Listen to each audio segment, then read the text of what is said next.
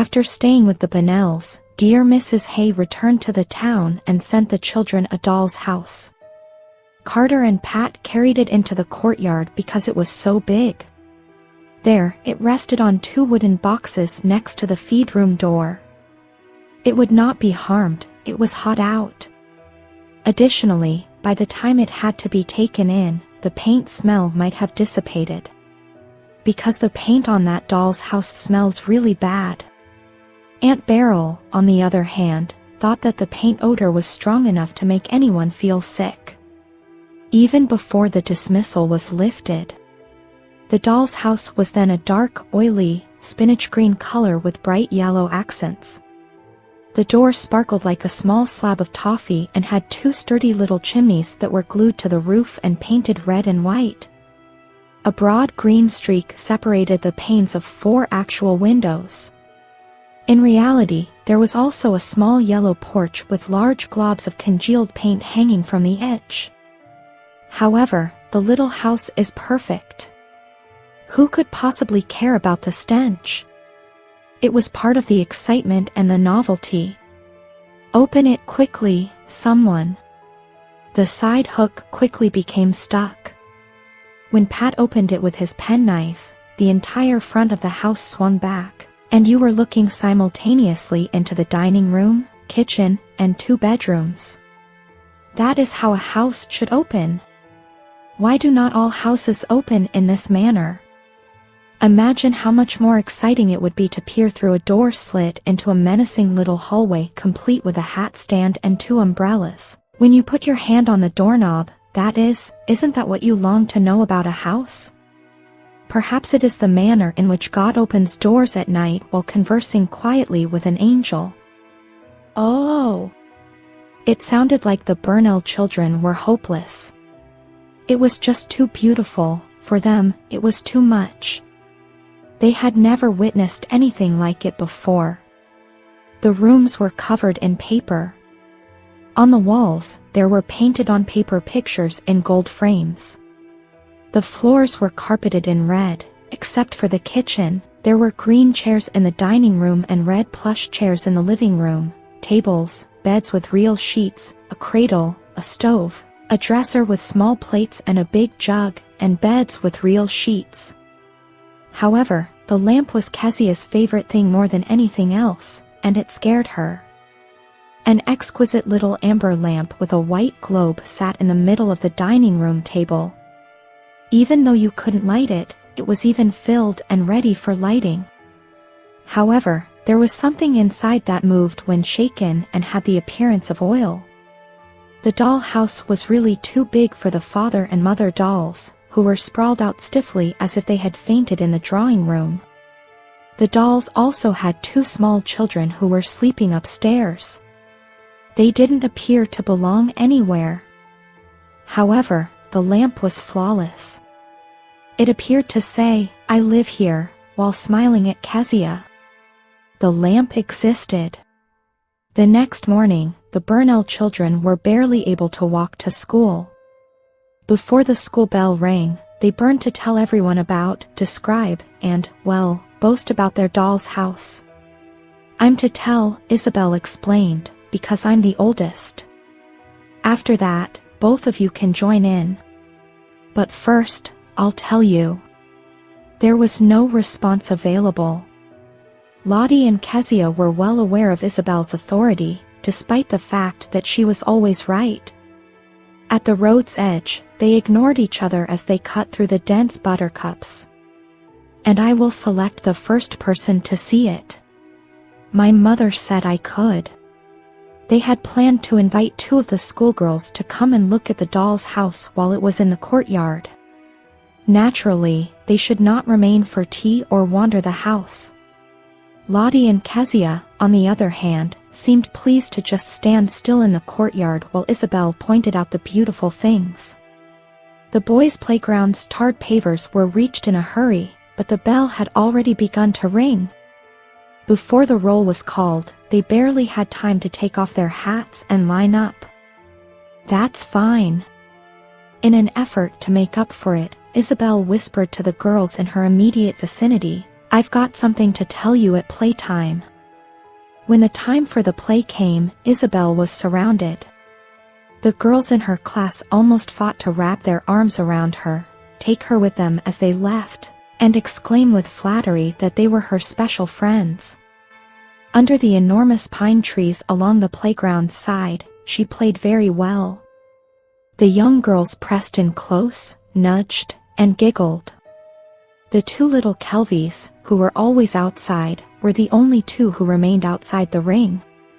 They knew better than to approach the Burnells in any way. The fact of the matter is that the school the Burnell children attended was not at all what their parents would have chosen, if they had the option. There was none, though. For miles, it was the only school. As a result, all of the neighborhood children, the daughters of the judge, the daughters of the doctor, the children of the storekeeper, and the children of the milkman, were forced to mix together. Adding insult to injury, there were also an equal number of naughty, rough young boys. However, a boundary had to be established. The Kelvies made the drawing. Even speaking to some of the children, including the Burnells, was forbidden. They passed the Kelvies with their heads held high as they passed, and because they set the standard for behavior in every way, everyone avoided the Kelvies. When Lil Kelvie came up to her desk with a bunch of flowers that looked awfully common, the teacher had a special voice for them and a special smile for the other kids. They were the daughters of a young, energetic, and hardworking washerwoman who moved from house to house every day. Already awful, this was. But Mr. Kelvie, where was he? No one knew for sure. However, everyone claimed he was in jail. As a result, they were the children of a jailer and a washerwoman. Excellent company for other people's children. They even showed it. It was unclear why Mrs. Kelvie made them so obvious. They were actually dressed in bits that she had been given by the people she worked for. For instance, Lil, a stout, plain child with large freckles, wore a dress made from a Burnell's green art serge tablecloth and Logan's curtains red plush sleeves to school. The adult woman's hat that was once Miss Lecky, the postmistress, was perched on top of her high forehead. It was trimmed with a large scarlet quill and had its back turned up.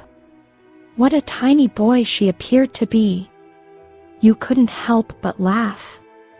Or else, her younger sister, was dressed in a pair of boys' boots and a long white dress that looked like a nightgown.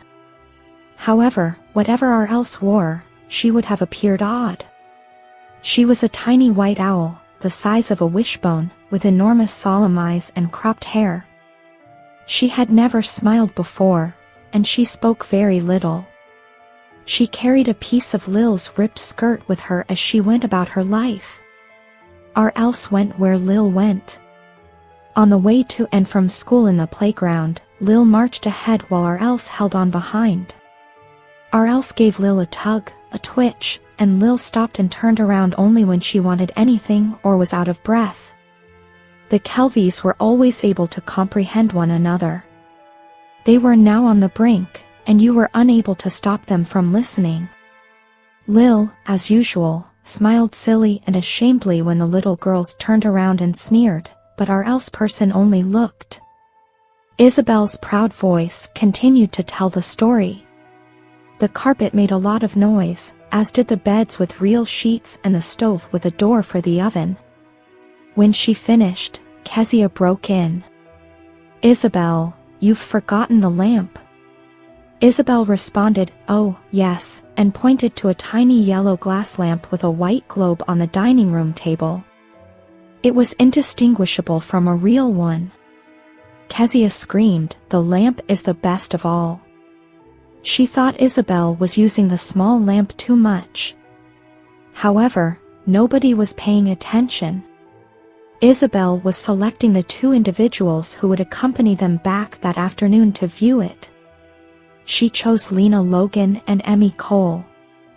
But the others couldn't be nice to Isabel when they knew they were all going to get a chance. They walked away from Isabel one by one after wrapping their arms around her waist. They had a secret they wanted to keep from her. Isabel is my pal. Only the little Kelvies retreated, unaware that there was nothing else to hear. Days passed, and as additional youngsters saw the doll's home, the acclaim spread. The rage took on a singular focus. "Have you seen Burnell's doll's house?" was the one question. "Oh, how delightful. You haven't seen it yet. I say, oh." Talking about it took up even the dinner hour. Under the pines, the little girls ate their butter-spread Johnny cake and thick mutton sandwiches. The Kelvies were always seated as close to them as they could get, or else holding on to Lil and listening as they chewed their jam sandwiches out of a newspaper covered in large red blobs. Kezia asked, "Mother, can't I just ask the Kelvies once?" "Certainly not, Kezia." "But why not?" "Run away, Kezia, you know quite well why not." Finally, everyone but them had seen it. That day, the topic seemed a little off. It was time for dinner. As the Kelvies ate from their paper, always alone and always listening, the children stood together under the pine trees and suddenly wanted to be terrible to them. The whisper was started by Emmy Cole. "When she grows up, little Kelvie's going to be a servant." "Oh, how horrible," Isabel Burnell said as she looked Emmy in the eyes. As she had seen her mother do on those occasions, Emmy swallowed deeply and nodded to Isabel. She stated, "It's true, it's true, it's true." Then Lena Logan's tiny eyes lit up. "Shall I ask her?" she whispered. Jessie May said, "I'll bet you don't," and Lena said, "Pooh, I'm not afraid." She danced in front of the other girls and gave a brief squeal at the same time. "Watch. Follow me. Pay attention to me right now," Lena said. Lena then went over to the Kelvies, giggling behind her hand while sliding, gliding, and dragging one foot. Lil raised her head from her meal. The remaining items were quickly wrapped. RL ceased chewing. What was in store now? "Is it true, Lil Kelvie, that when you grow up you will be a servant?" Lena shrieked. Absent Silence Lil, on the other hand, did nothing but smile smugly and silly. She didn't appear to be bothered at all by the question. Lena got a fantastic deal. The girls started to cry. That bothered Lena. She held her hips in her hands and charged forward. "Yes, your father is in jail," she yelled in resentment. The little girls ran away in a body, deeply, deeply excited and wild with joy because this was such a wonderful thing to say. Someone came across a long rope, so they started skipping. They never skipped so high, ran in and out so quickly, or did anything as daring as that morning. The Burnell children drove home after Pat called for them in the buggy. Visitors were present. To change their pinafores, Isabel and Lottie, who liked visitors, went upstairs. But Kezia stole from behind. No one was present. She started swinging on the courtyard's large, white gates. She saw two tiny dots as she was looking down the road at the moment. They got bigger and were getting closer to her. One was now in front of her, and one was close behind. She could now clearly identify them as the Kelvies. Kezia ceased to swing. As if she were going to flee, she slipped off the gate. She then paused. As the Kelvies got closer, their extremely long shadows, with their heads buried in the buttercups, walked alongside them. Kezia returned to the gate, confident in her abilities, and flew out. "Hello," she said to the passing Kelvies. They came to a stop because they were so shocked. Lil flashed a silly grin. RL stared. Kezia said, dragging a toe to the ground, "You can come and see our doll's house if you want to." Lil, on the other hand, quickly shook her head and turned red. "Why not?" inquired Kezia. She exclaimed, "Your ma told our ma you weren't to speak to us," Lil gasped. Kezia replied, "Oh, well." She wasn't sure what to say. "It does not matter. You are welcome to visit our doll's house in any case." "Hold on. Nobody is observing." But Lil shook her head even more vigorously. "Do you not want to?" inquired Kezia. There was a sudden twitch and a tug on Lil's skirt. She turned around. Or else was looking at her with big, imploring eyes, frowning, and wanting to leave. Lil gave Our else a momentary skeptical glance. However, Our else once more jerked her skirt. She moved ahead. Kezia set the example. They followed each other across the courtyard to the doll's house like two little stray cats. Kezia said, "There it is." A pause occurred. Lil inhaled deeply and nearly snorted, or else was as solid as ever. Kezia replied courteously, "I'll open it for you." They examined the interior after she undid the hook. There are the dining room and drawing room, and that is the... Kezia. What a fantastic start they gave it. Kezia. Aunt Beryl's voice was it. They retreated.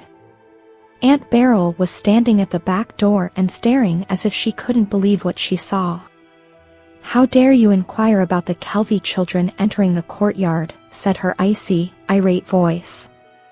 "You are not permitted to speak with them, as you are aware, just as I am. Children, run away immediately. And don't come back," Aunt Beryl advised. As if they were chickens, she forced them out when she entered the yard. "Get going right away," she called coldly and boastfully. They were already aware of everything. They somehow crossed the large courtyard and squeezed through the white gate, burning with shame, shrinking together, Lil huddling along like her mother, and Our else dazed. A clever, disobedient child. Kezia slammed the doll's house as a result of Aunt Beryl's bitter words to her. It had been awful today. Willie Brent had sent her a terrifying and perilous letter stating that if she did not meet him that evening in Pullman's Bush, he would come to the front door and inquire as to why. Her heart felt lighter, however, now that she had scolded Kezia and scared Kelvy's little rats. The horrible pressure had subsided. She hummed as she returned to the house. They sat down on a large red drainpipe by the roadside to rest when the Kelvys were well out of Burnell's sight. The fire still burned in Lil's cheeks. With a quill, she removed the hat and placed it on her knee. They dreamily surveyed Logan's cows as they waited to be milked over the hay paddocks and past the creek. How did they feel about this? At this moment, Our else prodded closer to her sister. However, she had now lost track of the crossing lady. She stroked her sister's quill with her finger. She gave a rare grin. She said softly, "I saw the small lamp." After that, neither of them spoke.